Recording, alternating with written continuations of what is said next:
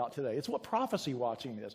It's about Jesus. And that's really the bottom line, is Jesus. And, our faith is not a religion. Our faith is a relationship.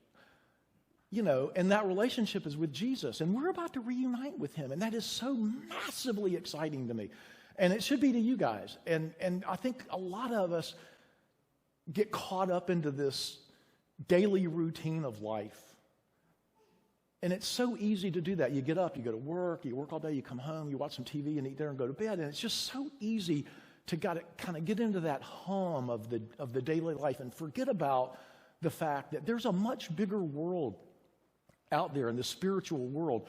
And things are happening now that I think have a lot of people on edge, or a lot of people wondering what's going on, And I talk to a lot of Christians, and everybody sort of has this sense that something's not right. This deep, it's sort of like when animals take the high ground with a earthquake, and remember that tsunami a couple of decades ago where, 100,000 people died or whatever, but all the animals had already taken the high ground. And I think we're sort of sensing that as well. It's hard for me to have a conversation with a Christian, where this doesn't come up. So what I want to talk about today, and let me tell you this, if I get a little disjointed, forgive me. I've tried to do this scripted, and I can't. I just got to let it flow. So if I get a little off script or a little tangential, just bear with me. I tell people at work I'm a product of North Carolina schools system, so you can't blame me for anything. And that's true. I do. I say that all the time, and it's actually true. So let me tell you what I want to do today. And what I really want to do today is hit on current events in the perspective of prophecy. And things are happening now that I've been waiting on, and a lot of people who take a literal view have been waiting for years and years and years, and it actually seems like it's happening now. So that's really interesting. But what I want to do today is I really want to focus on Isaiah 17 and Ezekiel 38, which I think is in play, or about to be in play right now as we speak. But before I can do that, I need to put it in context with going through why that's important right now. And that begs to kind of go through the overall generational sign. So I want to do that. But before I do that, I need to discuss briefly a literal view and why we believe what we believe. And when I say we, I'm talking about people like scholars for the last 60 years, Dwight Pentecost, John Walvoord, people like that, Arnold Fruchtenbaum, Reynolds Showers, who were writing, very deep, well-referenced books. And when I first got into this, I was honestly, and some of this will be redundant if you were at Lent Stint last year, and I apologize for that. But, when I first got into this, I was saved at a very early age. I was in a church plant growing up. I didn't know Jesus, honestly. And in my teens and early 20s and 30s, I really wasn't going to church. I was reading the Bible occasionally, praying, very much saved. But I just really wasn't close to Christ, and I really wasn't living, the way I should be living. And at that time, I was traveling a lot. I was doing a lot of international travel, a lot of U.S. travel. So I was reading novels and junk, basically. And one day, I was at a bookstore at the airport, and I picked up a Hal Lindsey book. And I started reading all about current events and prophecy, and I had never heard this, and I was raised in a Baptist church. And by the way, my mom gets really mad whenever she hears me say this, but it's true. We didn't have anything, and most churches don't discuss prophecy, and most churches don't discuss heaven. And what's the point of salvation if we're not going to be with Jesus for eternity in a place called heaven? What's the point? And we never talk about it. I've been in the church my whole life, and I can count the times on one hand that heaven has been talked about. We just ignore it. And our faith isn't just about living a better life now. Our faith is about being with Jesus and our loved ones and whoever else for eternity in this wonderful place called heaven. We never talk about it. And so I'm reading this book, and that sort of set my OCD in motion about, and for years I started reading 3 or 4 books on a trip, and I read every point of view there is, because I didn't know. And it was kind of a blessing that, I came into this completely ignorant. I didn't know what to believe. And I actually came in as a skeptic, more like Lee Strobel did, in his faith. I came in to kind of shoot it down because I'd never heard it, and it seemed outrageous. But I have to prove things, And so I was reading every point of view. And I stumbled on, these guys that were primarily out of Dallas, And when I met Rod and he said he was from Dallas, I was like off the roof. but I started looking at their methodology of a literal point of view. Why do they take a literal point of view? And what is that? And honestly, a literal point of view is not that complicated. It's basically looking at the words and taking it at face value. And I have arguments with scoffers, and I'll say, well, this is what it says. And they'll go, well, that's not what it means. You know, it means something else. And after a 30-minute discussion, I got a migraine. I'm trying to figure out, you know, what it means from their perspective. And the other thing I noticed, and I hate to say this in a way because it may come across like an academic snob, and I don't mean it to,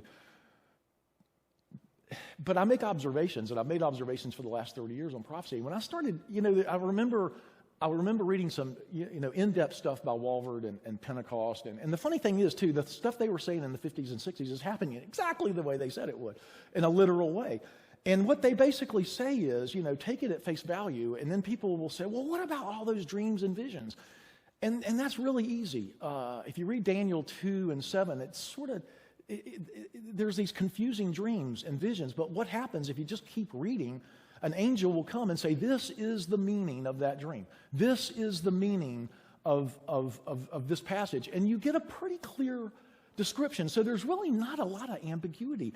And if you haven't read prophecy, if you hear that, oh, you can't understand it. My favorite thing is, oh, it's apocalyptic, which means it's not literal, it's dreamlike, it's not to be. So in that case, you would just ignore it because it has no value. If it's not meant to be taken literally, it has no value. And if you look at Jesus, Jesus referred to prophecy many times, and he never took an allegorical view. Jesus took a literal view of prophecy. So if it's good enough for Jesus, it's good enough for me. And a really cool passage, if you read Daniel 9, you know, in Daniel 9, Daniel's saying, I'm reading Jeremiah's prophecies, which is really cool. You know, Jeremiah preceded him for 30 or 40 years. And Jeremiah is saying that we're going to leave Babylonian captivity at 70 years. And he's like, it's about 70 years, so I'm packing my bags. So he was reading Jeremiah in a very literal way. You can't find me one example to take prophecy in an allegorical manner, not one. So I was learning this, and if you take a literal view, it's pretty astonishing. And the only other point I want to make here is how important prophecy is to Jesus. And how do I know that? Well, read Luke 12. If you read Luke 12, he says 3 or 4 times, I want you watching. I want you ready. I want you watching. It's so redundant. Start at verse 35. And it's just the redundancy is stark. And then he also says, I want you to be like the guy in a dark room with a candle burning, and he's looking at the door waiting for the master to come. Think about that imagery. Think about how intense that watching is. You're sitting there with a candle at night, in the middle of the night, and you're looking at that door. You're not out washing dishes. You know, you're not vacuuming the floors. You're looking at that door. That's a pretty stark message of how he wants us watching. And then if you look at Luke 24, after the resurrection, there's 2 great scenes. One is the 2 men are leaving to go to Emmaus. And they're down. You read that passage, and they're downcast because their Messiah has just died. And they're walking, and Jesus cloaks himself. And don't ever tell me Jesus doesn't have a sense of humor. So Jesus cloaks himself, and he's walking, and he asks them, why are you so downcast? What's the problem? And they said, well, don't you know? Haven't you heard? The Messiah died. You know, and Jesus then unveiled himself, and he sat down, and he went through all of the prophecies that pertain to his birth, his life, his death, and his resurrection, all in a very specific manner. There's no allegory there. And then what's the next scene? He shows up to the apostles, and they're doing the same thing. They're sad, they're downcast. And he literally said, the reason you're downcast, the reason you're sad is because you didn't understand the prophecies. And he went through all of the prophecies. It had to take hours. He went through all the prophecies because there's multiple prophecies about Jesus' first coming, all in a literal, specific manner. And there was a period of time where people would say, well, it had to be written after the fact. Okay, the scoffers, it had to be written after the fact. But guess what? The Dead Sea Scrolls, which were 200 BC, contained most of these prophecies. So we know for a fact that the prophecies about Jesus were indeed, of course, written before the fact. And they were taken in a very literal and a very specific manner. So, I'll close that segment. It's just there's no reason to take allegory. And I do want to make a quick comment about scoffers. Deb and I sent Deb a video I was watching. And again, I'm immersed in this pretty much all the time. And so I'm in this kind of community. And there was a Lutheran scoffer that was given this 10-minute videotape on how stupid we all are for thinking that we're nearing the return of Christ. And the whole time he's talking, he's just dripping with sarcasm and mocking and scoffing. And I'm thinking, we're getting excited because we believe we're on the verge of being with Jesus. And people in the church are mocking that and making fun of that. And I really don't understand that because, it's in the church. And so when Peter said there will be scoffers, he could have said a lot of things. He could have said there'll be disagreements. There'll be arguments. There'll be discussions. He didn't say that. He said there'll be scoffers. And look up the definition of scoffers. It's mocking. It's condescending. And I don't know why we need that in the church. It doesn't seem very Christ-like. I'm very happy to discuss these things with somebody in an open debate in a very calm, manner and just point out where the scriptures. But I don't understand this dripping sarcasm from fellow Christians. And it always comes up when we start seeing events that get us excited about meeting with Jesus. And they want to tamp that down. And it also, an observation I've made, it tends to be the same people that believe in works, basis grace. One thing I noticed early on in my studies was the scholars who take a literal view of prophecy will typically also embrace grace. That's almost a one-to-one correlation. It's very interesting to me, just as an observation. So, and the reason I'm telling you this is you might get excited and start thinking about this and go to a website or whatever, and somebody goes, oh, that's just apocalyptic. Don't look at it. Or, and my favorite thing is I'm watching this video, and I know exactly what they're going to say. I mean, because they don't have that many arguments. And at some point, I'm thinking, okay, he's going to have to bring up John Darby. Oh, and he sure did. And I'll just briefly say, the scoffers like to go, all of this started with John Darby in the 1800s. Particularly the pre-trib rapture, started with John Darby. And he was a pastor in the 1800s who began taking a literal view of prophecy. And they will also say, and his information was all based on the dreams and visions of a teenage girl named Margaret MacDonald. Well, all of that's been disproven over and over. I mean, there's no proof to that. I've read Margaret MacDonald's writings, and she was talking about a post-trib rapture anyway. And the only time Darby talked about her was he was criticizing her speaking in tongues. That's the only time he ever said anything about it. So that whole thing is a lie.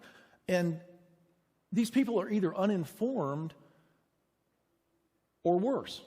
And I don't even want to say it. But, and then at one point I'm like, okay, he's going to bring up Tim LaHaye. Wait for it. And sure enough, he brings up Tim LaHaye with just dripping sarcasm. And I hear that all the time.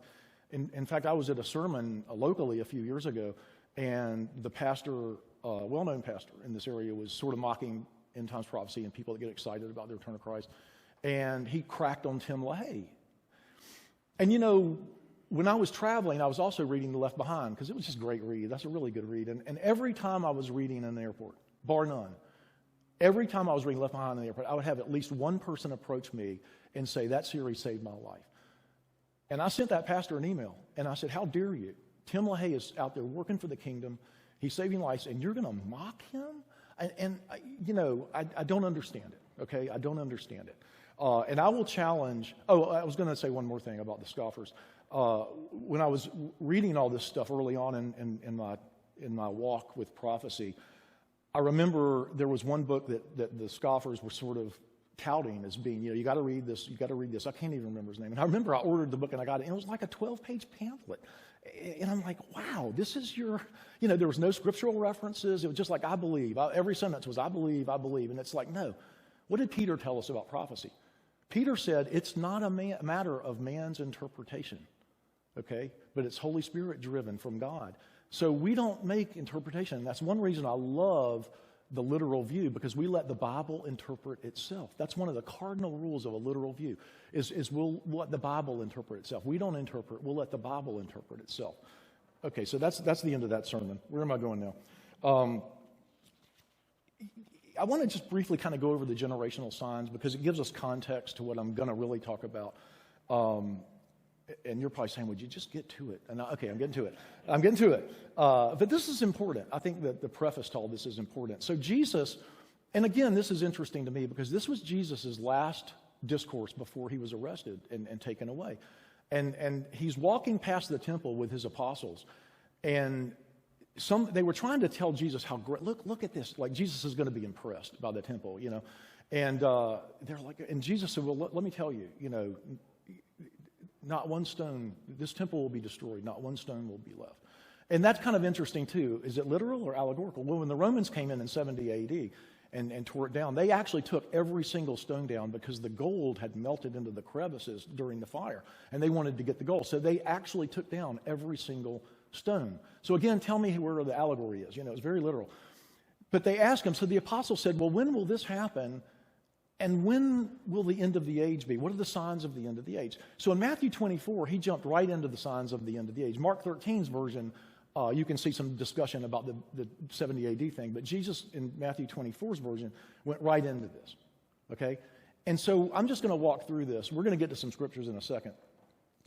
So Jesus started off by saying, this early sign, he said, one generation will see all of these signs. One generation, okay?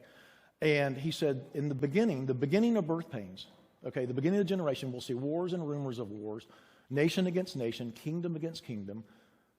There will be famine. There will be pestilence, which came from Luke 21's version, and there will be earthquakes, okay? So he gave us the signs that would start the generation. So when did we see those signs in a massive abundance? Was in the World War I generation. Between 1914 and 1918, which was World War I, we saw a massive spike in every one of those signs. And when Jesus said, nation against nation, kingdom against kingdom, what that means, and I highly recommend Footsteps of the Messiah by Arnold Fruchtenbaum. Fruchtenbaum pointed out, and a lot of scholars picked up on it, there's only been 2 times that idiom was used in the Bible. And in both times, it meant there was warfare in the entire region of context. Okay? So, for instance, if it was talking about Israel, if that was then there would be war throughout Israel. Matthew 24, the context is the world. It's 7 times it's mentioned that the world is in view. When Jesus is talking in Matthew 24, he's talking about the world. So when you see nation against nation, kingdom against kingdom, in that context, it means world war. Well, as I recall from my North Carolina public schools, World War I was the first World War. Hence, World War I. So you had this massive spike in pestilence. The Spanish flu killed more people than it ever, in numbers, than any other disease prior to that time. And even the Black Plague didn't hit that many people. There was this massive spike in quakes that showed up around 1917, 1918, a little bit later.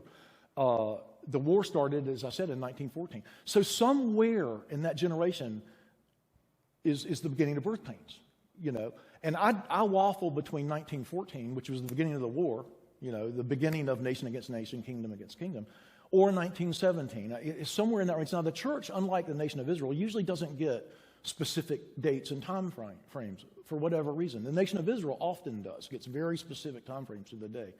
But he didn't do that here. So clearly, and it's unambiguous, this generation started around the World War I. And the second big birth pain was World War II. There was really pretty much quiet between those two. And that's how birth pains tend to go, right? They tend they start off with one kind of big pain. And you're like, ooh, what's going on? And it continues from there. And I'll give you a quick analogy. I was an intern in Florida. And, they sent us to do these rural clinics, So we had to go to these rural clinics where I have more stuff in my car, than these clinics would have, And I had a woman come in with abdominal pain. And late in the day, and I was tired, and she comes in, and for whatever reason, I was forced to do a pelvic. I hope that's not TMI here, but it's medical. And I do that, and I see a head crowning. Okay, she didn't say she was pregnant. She didn't know she was pregnant. And she was obese, so there was, you couldn't see that she was pregnant. And I'm like, ma'am, you're pregnant, and the baby's coming today. And so she was kind of shocked. And again, we had no equipment there to handle a preemie. And I called the ambulance, which was like 45 minutes away. By the way, this was Mayo, Florida, so I actually can claim I did my internship at Mayo, Florida. But we called the ambulance, and I delivered that baby in a parking lot in a driving rainstorm. Well, that's how it goes. The very terminal part goes really fast, And so, we have been in birth pains since, the First World War. Well, what is a generation? That should be your question. That's my question. If it says one generation, I want to know where we are. Well, Jesus said, and as a part of this Olivet Discourse, he said it'll be like the days of Noah, okay? Now, one of the definitions for a generation is a lifespan. And we have people living now to around 118, 119. There was some guy that died a few weeks ago at 119. So I've always considered that a generation was around 120 years. Well, if you look at the days of Noah. Look at Genesis 6 tonight, and God makes it very clear that a generation is to be 120 years. Isn't that coincidental that it falls right in line with our generation today, 120 years? So I'm of the mindset that a generation is 120 years. And Jesus said that not one generation will pass. Okay, so it's within a generation. He didn't say it'll be just beyond a generation. He said not one generation will pass. So that puts us within a generation. So if you do some math and take 120 years from, say, 1914, that puts us pretty close. I mean, we're getting very close. And the rapture has to happen before that. So we're getting really close. Okay? So that makes me want to, let me make sure I'm not missing something. My apologies. I've got notes here that I don't understand, so that really helped. Anyway, yeah, I have something about Revelation here. Had to do with literal view. Let's move on. What about today? What's happening today? So the context is I think we're at the very end of that generation. Okay? And there's two things that people have always looked at for the 30 years I've been studying this that they really didn't know exactly how it fit in or where. And the common wisdom with the literal prophecy people was, and I'm now referencing Isaiah 17 and Ezekiel 38. The question was, when does this happen in terms of the tribulation, in terms of even maybe the rapture, where does it happen? So Isaiah 17 is kind of interesting. And let me tell you what the variations may be. Most people think that Psalm 83 and Isaiah 17 are linked. And they're both a little bit different than most normal prophecies. And some people will say, well, Psalm 83 is not a prophecy, it's a prayer. It's a petition. And I think that's splitting hairs. But let me just walk you through it. And I think I actually might have some scriptures I'll read verbally. But the essence is, oops, not on that page. It's on this page. The essence is, it looks like Psalm 83 is a prayer that's going to see these groups that are immediately surrounding the nation of Israel. And when I say immediately surrounding, I'm talking about the border area. And it describes these areas that are going to be going against Israel and calling for Israel's destruction and the end of Israel. And it actually lists, and I'm not going to go through all the names, but it actually lists the West Bank, where there's a lot of things happening now. It lists the border with Lebanon. Let's do that map right now. Let me show you a map. And I think this will make it easier. It does for me because I'm very visual. So, and I have a pointer. I forgot. Thank you. If you look up here, this is Israel in white, okay? And up here is Lebanon, and that's where Hezbollah is right now. And let me tell you something. If you're not following this really closely, there's more being written now about fighting in this Lebanon area on the border than there is Gaza, which is going on now. Back to the scripture. So it describes that there's going to be action in the West Bank, up here around the Golan Heights, where Syria is, Lebanon, and Gaza, and it also includes Jordan, this part of Jordan right here. And what it says is, it's asking God, it's a prayer to God, that God, these people are raging against Israel, okay? I'll get to the scripture in a second. These people are raging against Israel. I'm calling on you, God, to do your thing. I'm calling on you to do your thing like you've done before. I'm calling on you to protect Israel. And it says something interesting. It says that, it says, God, do not remain silent. Verse 1, do not turn a deaf ear. Do not stand aloof, O God. See how your enemies, it's interesting, he superimposes Israel with God. He almost makes those the same. See how your enemies grow, how your foes rear their heads. With cunning they conspire against your people. They plot against those that you cherish, the Jews, the nation of Israel. Come, they say, let us destroy them as a nation, so that Israel's name is remembered no more. And that's exactly what they're saying right now. The terrorist groups are saying unequivocally, from the land to the sea, they want to push Israel to the sea, to have them no longer exist. With one mind, they plot together and form an alliance against you. Have you seen how Hamas and Hezbollah are now aligned? They've always been in friction. They are now aligned together, and they are speaking as one mind. And then it says something interesting. I'm skipping over some stuff at the end. And it tells God, make them like tumbleweed. Make them like chaff before the wind. So what happens to tumbleweed? It blows. The wind blows it away so that it disappears. And they're asking, this prayer is asking God to do that to these invaders. Pursue them with your tempest. Terrify them with your storm. Let them know that you alone are the most high over the earth. Okay? So that suggests that in Psalm 83, God is going to actually end it himself. Now the question is, how does he do that? Because God will work through the nations. God will even work through evil nations if he has to. Remember, he's the one who sent the Babylonians down when they took Daniel captivity and Ezekiel captivity. So it's not clear here if it's going to be obvious that God did this. It could be, it may not, but God is going to end this, okay, however it goes. Then we get to Isaiah 17. Now remember, we think they're linked, okay? We think they're linked. And some people think that it's one big thing, that we get two descriptions of one big thing. And some people believe that they're sequential, that we're going to see Psalm 83. And by the way, I believe we're seeing Psalm 83 right now. I mean, these groups have never been aligned together before in totality, okay? And this is lasting more than any other war, any other skirmish they've had. This, and every commentator will tell you this, even secular, this is unprecedented, what's happened. 1948, when Israel came together as a nation, was close. But this is the biggest thing we've had, and it looks very much like Psalm 83. And given the lateness of the hour, it almost has to be. So how is it tied in to Isaiah 17? Well, Psalm 83 is like setting the stage. Like these nations are aligned against you. Not nations, these terrorist groups are aligned against you. They're saying, let's destroy Israel. It's the same groups that we see today. All of these groups are in play. Isaiah 17 seems to be the aftermath of this. Okay?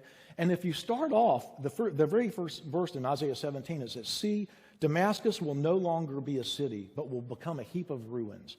And the interesting thing is the verbiage that was used there was exactly the same as what Jesus used when he talked about the destruction of the temple. Every stone will be... So Damascus is going to be made a heap of rubble, and it's going to cease to exist. Now, some people will tell you, well, this happened previously, in biblical history. And obviously it didn't, because Damascus is very much a city. And Damascus is right up about in that area right there, okay? So Isaiah 17 says, in the evening, sudden terror, before morning they are gone. So in the course of an evening, Damascus is going to be destroyed. And I don't know if we'll be here for that. I think we may. But I got to tell you, if that happens, you're going to have another literal fulfillment that is undeniable, completely undeniable. If we wake up one morning and Damascus has been reduced to a heap of rubble, it's on. Okay, I think it's on now. But that's going to be a red sign. And what's really interesting, the reason that we think this is linked to Psalm 83 is because it says this is what God did. Woe to the many nations that rage, these nations raging against Israel. They rage like a raging sea. When he rebukes them, God, when he rebukes them, they will flee. And what does he say? Like chaff on the hills, like tumbleweed before a gale. So that's what it was calling for in Psalm 83, those exact words. And then we see that God did this, okay, to this invasion. He did this exactly like it called for in Psalm 83, okay? Does this make sense? So I think they're linked, and I think we're seeing it now. I really believe that we are seeing Psalm 83 playing out right now. And again, is it possible that's not linked to Isaiah 17? Of course it's possible. Anything's possible. But I would expect to see Isaiah 17 not long after, because it does seem to be a sequence of events. I don't need that. So here's what I want to get to today, and we're going to show the scriptures. I want to walk through it first. What does this have to do with Ezekiel 38? Well, Ezekiel 38 is the big one, okay? I'm going to tell you, that's the big one. And let me tell you why it's big, and it's worth reading. If I can find it, I'll be great. Oh, I forgot. We're going to put them up.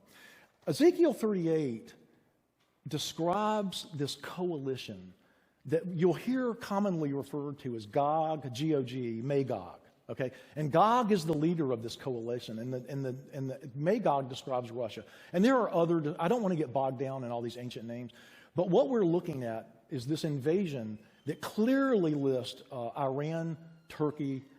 I was tempted to put that back up, but don't do it. I'll describe it visually. We're looking at the outer circle. So if Psalm 83 and Ezekiel 17 is the inner circle, inner meaning surrounding Israel. They're on the border, okay? So what we're seeing now is this inner circle of Psalm 83. What's called the outer circle is Russia, Iran, and Turkey, and probably some parts of northern Africa, Okay, and people discuss ad nauseum where exactly in northern Africa. It doesn't matter. If I see Iran, Turkey, and Russia, it's on. And what's really interesting is over the last 4 or 5 years, we have been watching events in the Middle East. Now, I don't know if you know this, but Russia has a lot of camps and airports in Syria because of that civil war they had. Russia's still there. But Russia's been very diplomatic with how they deal with Israel. And even though Israel has been bombing now in Syria for years, they're bombing the terrorist groups that are funded by Iran. By the way, Iran's funding Hezbollah, Hamas, everything that you see now happening in the Middle East is funded by Iran. Okay, and Iran, it's always been thought that the inner circle, what's happening now, was proxy from Iran, because Iran's funding them. And they are indeed proxy. You know, all of this is a proxy war for Iran. And so what we know is that Iran, Russia, and Turkey are going to invade from the north, okay, from the north. And the timing of this kind of gets beat around, and I don't want to lose you. Last time I did this, Deb said, you lost everybody. You got 2 details. Like, I don't want to do that. But it's so interesting. Right now, Turkey has always been diplomatic too. And I always wondered, why is Russia being so diplomatic with Israel? Because I know they're going to invade. And in the last 2 weeks, Russia has taken the gloves off, and they're condemning Israel for everything they're doing. They're saying it's genocide in Gaza. And actually the whole world. Have you noticed the whole world now is going against Israel? I've never seen anything like this. College campuses. London's been having massive riots, pro-Palestinian, which really means anti-Israel. College camps here, Washington, D.C., Seattle. There's been massive demonstrations because it was said that Israel bombed a hospital. And ever since that happened a couple of weeks ago, it's like a switch was turned on. Well, we now know that Israel did not, in fact, bomb a hospital. The parking deck was bombed, and about a dozen people were killed, and they said 500 people were killed. And all of that was a lie. And it not only was the parking deck bombed, but it was probably an errant missile coming from Hamas, and you can see the video. But all of this anti-Israel sentiment that we see now that's growing and growing, and we knew this would have to happen, and growing. Don't forget, Zechariah said all the nations would be against Israel. All the nations would be aligned against Israel. And we know when Ezekiel 38 happens, there will be no one there to help Israel. Israel's alone. All Israel is going to have is God, and that's the intent. Because both Isaiah 17 and Ezekiel 38 said that the nation of Israel will return back to God. They'll start that process of turning back to God. And that's the basis of the tribulation, is to bring Israel back to God. It's the last 7 years of that 490 given to Daniel. And so, you know, we're watching for the first time Russia strongly condemning Israel. They've never done that. Not in my lifetime. They've never done that. And Turkey's doing the same thing. In fact, I woke up this morning and there was more rhetoric against Israel. So Turkey, Iran, and Russia now are the strongest alliance in the Middle East. And when you used to talk about this 10 years ago, people would be like, oh no, Turkey's about to enter the EU. There's no way. Well, it's happening, you know, and it always does. It always happens exactly according to the Word. So let's get into the scripture. Let's look at, no, before I get into Ezekiel 38, we're going to look at Ezekiel 36. Why? Because Ezekiel 36 tells what's going to happen during this generation. And we knew that Israel would have to come together as a nation. We knew that. For I will take you out of the nations and gather you from all the countries and bring you back into the land. That's never happened. Israel was dispersed through the nations for 2,000 years. And what's the next one, Cameron? For then you will live in the land I gave your ancestors. Well, before 1948, there was no nation of Israel. The Israelites were scattered throughout the world. Is this allegorical? This is very literal. You will be my people. I will be your God. And that'll happen during the process of the tribulation. But you will live in the land given to your ancestors thousands of years ago. And Isaiah said it will happen in a day. Isaiah 66, it'll happen in a day. What happened? May 15th, 1948. Israel's a nation. In a day, there was an announcement made. And all of a sudden, we have the nation of Israel. Exactly the way we were told it would happen in Isaiah 66. Is that allegorical? No, I think not. Let's get to Ezekiel 38. I'm just going to read through this and then come back to it. The word of the Lord came to me, Son of man, set your face against Gog. This is the leader of the coalition in the land of Magog, which is Russia. The chief prince of Meshech and Tubal, prophesy against him, and say, this is what the sovereign Lord says. I am against you, Gog. The leader of this coalition, I am against you. Chief prince of Meshech and Tubal. Next one. I will turn you around and put hook in your jaw. So somehow God, the head of Russia, now will that be Putin or somebody else? Who knows? Putin could get assassinated tomorrow. We don't know. But whoever this is, he's going to put a hook in his jaw. So it suggests that Russia is going to come in sort of against their will. Now, interestingly enough, the whole Ukraine scenario really set the stage for this. And I remember when the Ukraine thing started happening, I'm looking at it through the lens of prophecy. Like, how's this going to work? Well, it put Turkey, Iran, and Russia together in a very way. Russia is using Iran's drones. Iran is probably the best nation in the world in terms of drone manufacturing. So a lot of what Russia is doing in the Ukraine is using Iran's drones. So they owe Iran something now. And I read a commentary the other day, is this going to be the hook in their jaw? The other hook could be oil. Russia wants to control oil in the Middle East, okay? That's their financial plan. And Israel has been making gas and oil finds over the last decade like you can't believe. Not only in the Mediterranean, and that's being disputed, but in Israel proper, there's been massive. They're threatening Russia's goal to own the oil and gas commerce in that area. That's a big threat to Russia. So is that the hook in the jaw that brings Russia in? I don't know. It's interesting to watch, though, because it's like they're coming in a little bit like they don't want to, but they have to. And you can see that because Russia probably doesn't want another war right now. And by the way, Ukraine's winding down, okay?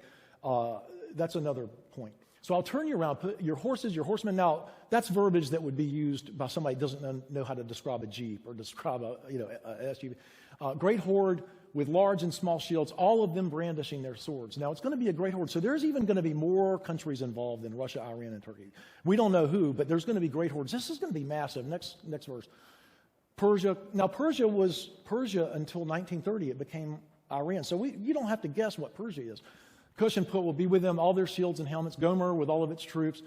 Beth Togarmah from the far north with all of its troops. The many nations with you. This is going to be very massive, okay? Get ready, be prepared. You and all the hordes gathered about you, take command of them. He's talking to Gog. Go ahead. After many days, you will be called to arms. In the future years, you will invade a land that is recovered from war. And this is real interesting. Whose people were gathered from the many nations. Okay, this is referencing Ezekiel 36. They were gathered from the nations on the mountains of Israel, which had long been desolate prior to this generation. They had been brought out from the nations, and now all of them live in safety. You and all of your troops and the many nations with you. Again, this is going to be massive. Advancing like a storm. You will be like a cloud covering the land. Let me jump back to Isaiah 17 real quick. If you read Isaiah 17, during what's happening now, it looks like northern Israel is going to take a big hit. And in fact, where did I put my pointer? I don't have the map. If you look at the map, don't do it. If you look at the map, you can see that Syria, Russia, and Iran are all in the north. Russia's in the far north. They're going to come in, and they're going to be destroyed on the mountains of Israel. Okay? So the question is, how does that happen? Because it's going to be so massive. And Israel's going to be weak. Israel's going to be put in a weakened state. They're going to be secure, but they're going to be weak. Is there another one? Let's get through them all, and then I'll come back. This is what the sovereign Lord says. On that day, thoughts will come into your mind. He's talking to Gog, the leader. You will say, I will invade a land of unwalled villages. I will attack a peaceful and unsuspecting people, all of them living without walls and without gates and bars. That's a reference to how they lived 2,000 years ago. I will plunder and loot and turn my hand against the resettled ruins and the people gathered from the nations, again, a reference to Israel, rich in livestock and goods, living at the center of the land. Do we have another one?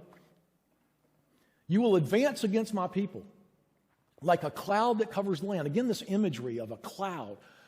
In the days to come, God, I will bring you against my land so that the nations may know when I am proved holy before your eyes.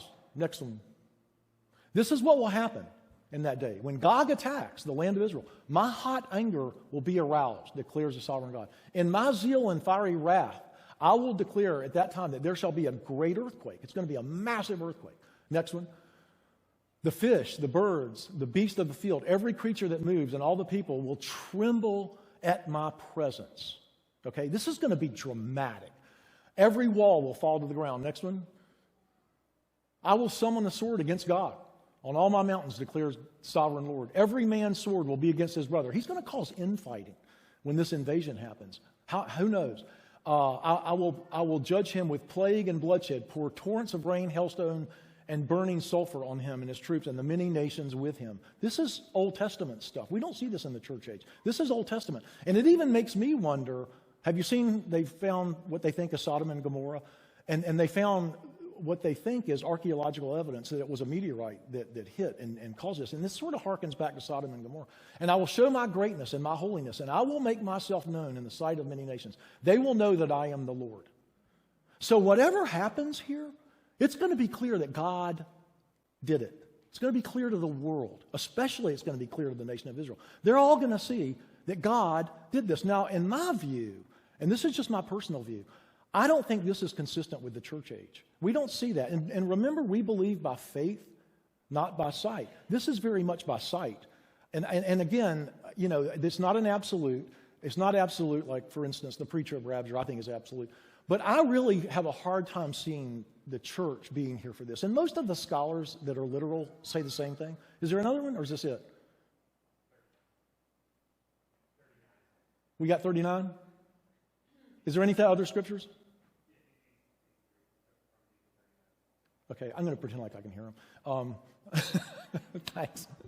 But, okay, so what do we have? Let me recap. So what do we have right now? And why are the events right now so important? The common wisdom had been that these are the last dominoes to fall prior to the tribulation. And the reason for that is, and again, this is some degree of speculation, okay? And I'll tell you what the 2 or 3 scenarios may be. But the traditional scenario is we have the inner circle, Isaiah 17, invading and attacking. Northern Israel takes a hit. It'll be desolate. And the funny thing is, northern Israel's already desolate because they've had massive evacuations from that Lebanese border. So that area is already what you could describe as desolate. So we may even be at that stage of Isaiah 17.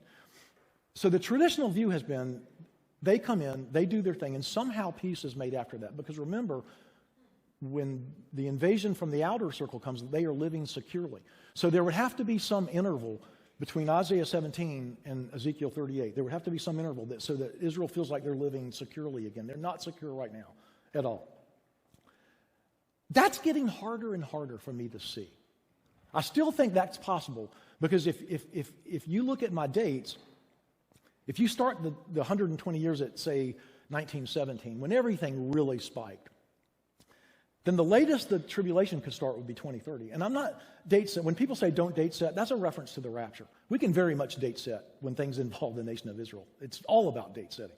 So if it started in 1917, and I actually think it probably started in 1914, but let's be a pessimist.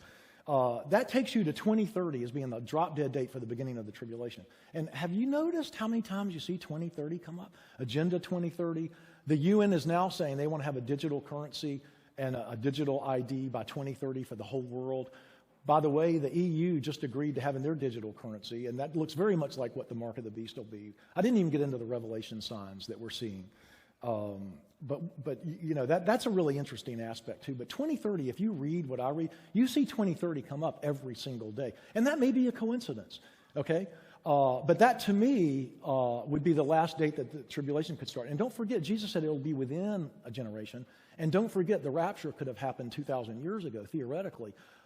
People go, well, they've been looking for this for generations. Well, they were correct in looking for this. The early church was looking for the return of Christ in the form of the rapture. So looking for the rapture is a good thing. It shows that you love Jesus. You want to be with Jesus, in my view. So that's the one scenario. The other scenario that people are starting to kind of wonder about, is it possible that Isaiah 17 and Ezekiel 38 are all wrapped up into one thing? That's all one thing, and it's just a continuum. And if that's the case, they were living securely when October the 6th happened. They were living securely and safely. In fact, they were living so securely and so safely, they weren't even worried about Hamas. That's how it happened, because they had let their guard down. Okay? So is it possible that all of this is just one big thing that lasts a while? I think that's something we have to think about. Maybe that's possible. The other scenario, and if I've lost you, just take a quick nap, because I'm going to come back to Jesus in a second. The other scenario is, and this is the one I'm really starting to think about, and this is just me. It's really hard to see a peace plan being made right now. If you look at the rhetoric, if you look at the anti-Israel rhetoric, and if you look at the massive amount of worldwide, the world is turning against Israel exactly like we would have expected. The entire world. And one thing to think about, there's not going to be anybody there to help Israel when this outer circle invades, Ezekiel 38. There's nobody there to help Israel. Now, we have ships, troops, we're moving en masse, but we're not mentioned anywhere. And the question is, why aren't we involved? Because we're certainly there now, and that's another food for thought for another day, but we're not mentioned in this at all. I think the rapture could take us out disproportionately. But what if we have what's happening now, and the peace and security we see in Ezekiel 38 is from the Antichrist covenant? Remember, the tribulation starts when the Antichrist confirms a covenant, presumably the peace covenant between Israel and the many nations. Okay? That's when we know the tribulation. We won't be here, but that's when the tribulation starts. That's Daniel 9:27. When that covenant is signed, that's the Antichrist doing it. And there's going to be temporary peace and security. Okay? 1 Thessalonians 5. So, is it possible that we have all of this? The Antichrist comes in with all this turmoil, and he's got the peace plan. And don't forget, the Antichrist is going to be charismatic. He's going to be intelligent. He's going to win the world over. He's not going to make mistakes. He's going to be perfect. He's going to appear to be perfect. So is it possible that what we're seeing now is leading into the Antichrist peace covenant?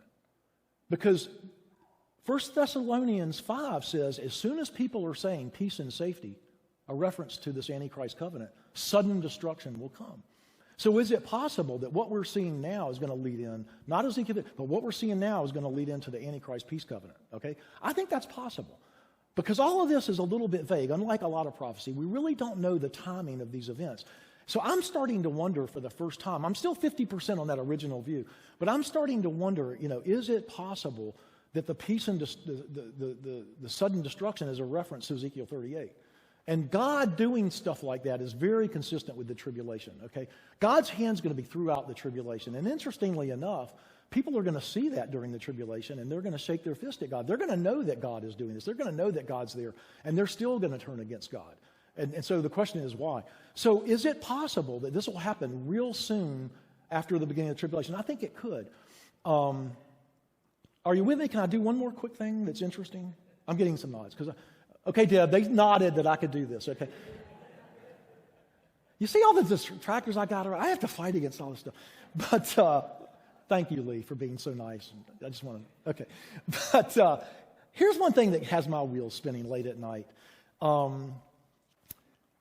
Ezekiel 38 says that after this invasion and after God thwarts it, that they're going to burn those weapons for 7 years. Now, when the Bible gives you stuff like that, it's not playing around. When he says 7 years, it doesn't mean 7 to 10 years. It means 7 years to the day. So Fruchtenbaum, again, pointed this out. He was like, why would they suddenly stop burning those? Something has to happen to make them stop burning those weapons. What could that be in terms of the sequence of events? Well, think about it. After the tribulation, we have the second coming, right? After the second coming. And then we have 1,000-year millennial reign of Christ. We're going to be here ruling with Christ. It's going to be a perfect world. It's going to be what the world should have been before sin. It's going to be what Adam and Eve had before sin. It's going to be a perfect world. And we're going to come and go from New Jerusalem, okay? And I wish I had time to unpack that. But New Jerusalem is literally going to be our eternal dwelling place for eternity. Even when there's a new heaven and new earth, we're still going to have New Jerusalem. Revelation 21 and 22 talks about New Jerusalem. That's our permanent home forever, okay? So is it possible, Fruchtenbaum believes, and I believe a little differently, Fruchtenbaum believes because they're going to burn the weapons for 7 years, he thinks that the tribulation starts 3.5 years after that event, okay? So he believes 3.5 years that we're going to have Gog Magog, and they're going to start burning those weapons. And he thinks that stops at what we call the abomination of desolation, when the Antichrist proclaims himself as God. And Jesus talked about this in Matthew 24. That comes at the midpoint of the tribulation, to the day. The midpoint of the tribulation, he's going to announce himself as God. Fruchtenbaum believes that that's when the burning of the weapons stops, because they're going to flee to Petra. Okay, they're going to flee. Remember, Jesus said, don't even get your cloak, run. Okay, because that's when the intense persecution really starts. So if Fruchtenbaum's right, if that's what stops the burning of the weapons, that means it has to start 3.5 years before the beginning of the tribulation. I've lost you completely. I hope I haven't. Go think about this. But if that's the case, And if 2030 is the beginning of the tribulation, subtract 3.5 years, that puts us really, really, really close. Okay? I think it's possible that if Gog Magog happens in the first 45 days, the first 6 weeks, and I think it could, of the tribulation, then they would stop burning the weapons at the end of the tribulation, during that period where Jesus is restoring the earth. So I see two possibilities based on the burning of the weapons, that Gog Magog happens 3.5 years before the beginning of the tribulation, or it happens right after. I don't think we're going to be here for either one. That's just food for thought. And I really hope I didn't lose you there. And it really doesn't matter. What matters is that we're close. You know, what matters is that we're really close. And just let me ask you this. We're close to what? We're close to going to heaven. We're close to being with Jesus. And remember, our whole faith is based on this relationship with Jesus. And how many times a day do you think about being with Jesus or being in heaven? It should be a predominant thought. And that's why we have prophecy. Because Jesus wants us to be excited about this. We're the bride of Christ. We are the bride of Christ. How many of you in the weeks preceding your wedding are not thinking about your wedding? Or you're not thinking about your husband or wife to be. You're not thinking about the ceremony. And remember when Jesus gave us, he was talking to the apostles in John 14, and he said, I go there to prepare a place for you. And he was giving them reassurance because he was about to depart. And he said, I go there to prepare a place for you. And if I go there to prepare a place for you, I'm going to come back and I'm going to take you with me to that place that I've prepared. Well, what is that all about? That's the wedding ceremony in ancient Galilee. So what they would do is they would have the what we would call the engagement. And the two dads would share a glass of wine to consolidate this engagement, and they would, and one would it might involve livestock being in it. There was a purchase price, just like Jesus on the cross purchased his bride. And then what they would do is the groom would go to the father's house, not with the bride. He would go to the father's house and prepare living quarters. Okay, this is how it went. And only the father would know when those living quarters were done. Only the father would know. So there would come a day where he would tell the groom, it's ready, go get your bride. Well, the bride didn't know. The bride knew that it was going to happen at some point. And believe me, that bride was anticipating this day with her foremost thought every day. So it was usually late at night, middle of the night. They would come in a procession to the town where the bride was, and they would carry her back to the house. And then what would happen? They would be quartered away for 7 days. And during that 7-day period, the guests would start arriving for the big party, the big ceremony. For during that, remember, Jesus showed up in his first miracle during that process when he turned water into wine. That was what was going on. So what happens is then they come out at the end of 7 days. Well, what happens at the end of 7-year tribulation? We come back with the bride and the bridegroom come and basically announce their wedding to the world. A world that at this point is about on the verge of Armageddon. Okay? So the point is, you know, as the bride of Christ, we ought to be anticipating that day. I can tell you, I wake up every morning, and I can't wait to see what's happened because that tells me it's closer. I would have no interest in prophecy if it weren't telling me I was going to be with Jesus. And think about this. There's going to be a moment where it's you and Jesus. It's you and Jesus. And he's going to tell you, I was with you your whole life. When you had hardship, when you had success, I was there with you. Because he loves us that much. And I think he wants us to be excited about this moment. I really do. And I always tell people, you know, as bad as I am in terms of being a good Christian or whatever, at least I can tell Jesus, yeah, I was waiting every day. I was waiting for this moment. And think about the reunion. You know, I had a big extended family. And, you know, I remember whenever we had a wedding, it was essentially like a reunion. And some of them were over here in Greensboro. And I remember just loving to see my cousins and my aunts and uncles. And I hadn't seen them in a year. And it was just a massive celebration. Every wedding my family had.